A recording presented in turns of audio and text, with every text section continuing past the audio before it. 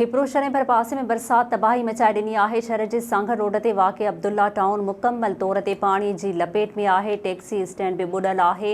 हर रहवासी अज़ियतुनि में मुब्तला थी विया आहिनि। SS न्यूज़ जे रिपोर्टर फरहान कुंभर मूजिब खिपरो शहर ऐं भरपासे जे इलाइक़नि में मुसलसिल पयल बरसात शहरी ज़िंदगी मफ़लूज बणाए छॾी।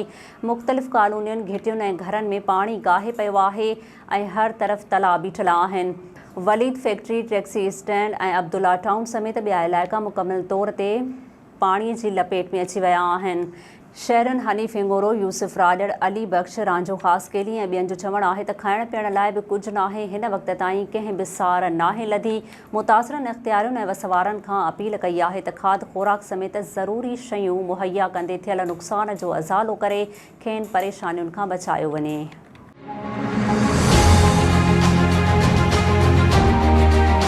50-60 घर आहिनि हिते टोटल ॿुॾा पिया न। टैक्सी अॾो ॿुॾो पियो आहे। घरनि जे चौधारी पाणी इलेक्शन जे दौरान आया आहिनि, उन खां पोइ को बि कोन आयो वरी।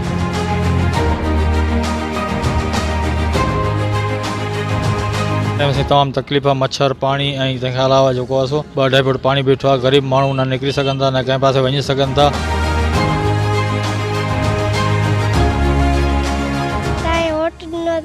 बुढ़िया बहन तरह सही पानी कटाए दियो सही मुश्किलात जाम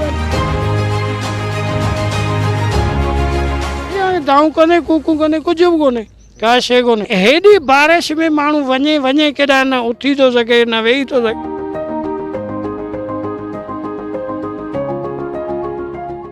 इन पाड़े जा अब्दुल्ला टाउन आहे पाड़ो ऐं 50-60 घर आहिनि हिते टोटल ॿुॾा पिया न। अचूं वञूं पाणी में पिया, ॿार स्कूल वञनि कोन था।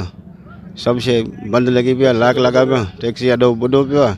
घरनि जे चौधारी पाणी, मस्जिद आहे, मदरसो आहे, को बि कोन आयो। इलेक्शन जे दौरान आया आहिनि, उन खां पोइ को बि कोन आयो वरी। तमामु तकलीफ़, मच्छर, पाणी ऐं तंहिंखां अलावा जेको आहे सो 2-2.5 फुट पाणी बीठो आहे। ग़रीब माण्हू न निकिरी सघनि था, न कंहिं पासे वञी सघनि था, न स्कूल जा ॿार घरनि में आहिनि। टैक्सी अॾो ॿुॾो पियो आहे।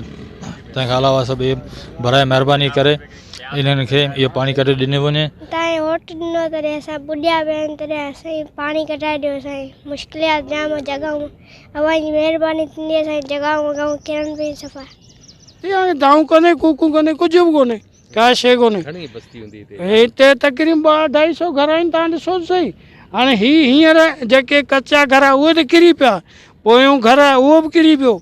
हाणे हेॾी बारिश में माण्हू वञे वञे केॾा न उथी थो सघे न वेही थो सघे। मच्छर ऐं बकरियुनि लाइ परेशानी, बकरियूं कीअं वञनि कीअं अचनि, स्कूल लाइ परेशानी ऐं जॻहियूं किरनि पियूं। अधु कॉलोनी आहे जेको सो पाणी जे तव्हांजे साम्हूं आहे।